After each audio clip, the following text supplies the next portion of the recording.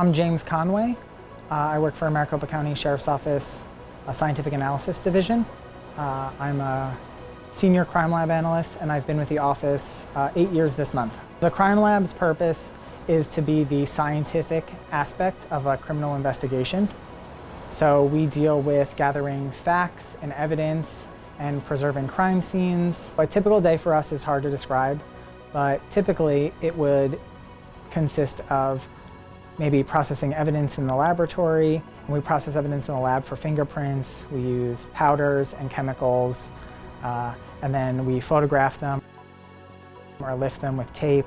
Once we do that, maybe we would run them through the AFIS system. Hopefully we would get a hit back in AFIS, and then we would do a fingerprint comparison. We may have to upload photographs. We may get called out to a crime scene, which could consist of multiple things. We do photographs and shoe and tire collection and any kind of processing that needs to be done, whether it's bloodstain pattern analysis or trajectory, fingerprint comparison, or fingerprint processing at the scene. Some typical crime scenes that we respond to range anywhere from property crime to homicide.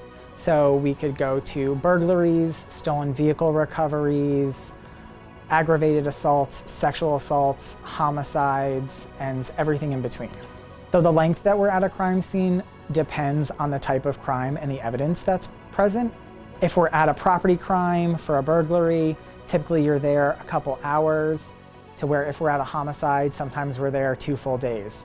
It just depends on what's getting processed and what evidence is present and the severity of the crime. Typically crimes involving people take longer to process.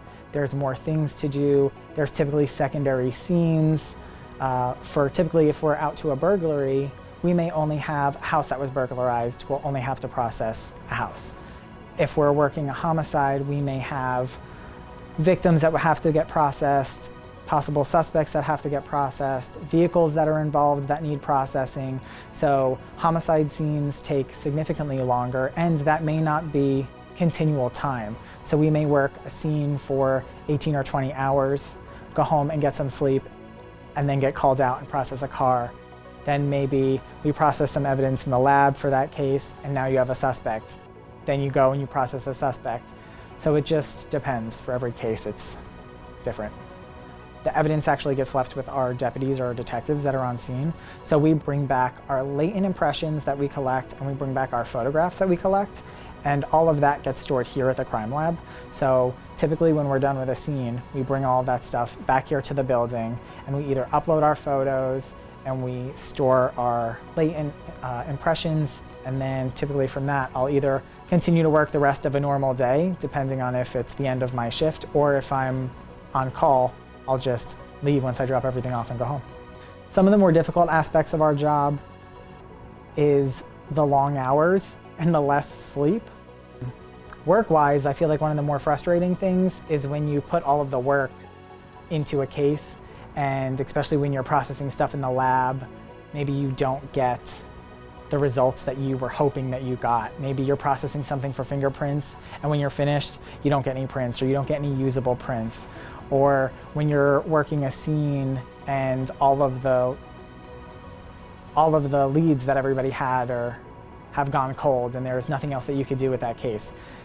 That gets real frustrating because you've put so much time and energy into working that scene and working that evidence that once you don't get any results, it's kind of like a letdown. So to get into the field to be a crime scene analyst, it's going to vary for every agency.